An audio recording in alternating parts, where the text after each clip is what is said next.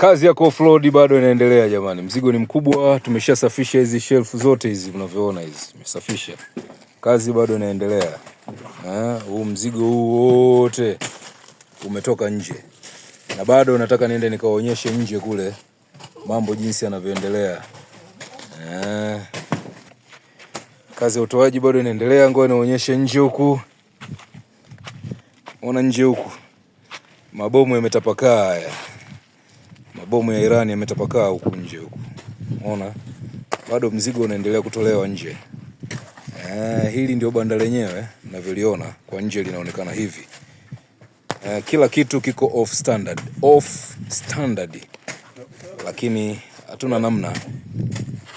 Tuna offload mzigo wote ili tuweze kuona nini ambacho tunaweza tukakifanya. Malengo ni makubwa sana, ikumbukwe hawa watu wameshapata mteja ambaye ana uwezo kununua kilo 200 kwa siku. Kilo 200 kwa siku. 200 kg per day.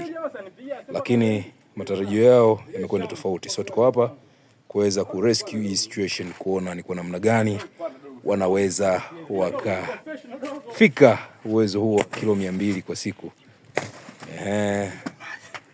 Tunaokoa jahazi. Huu ndio muonekano wa banda.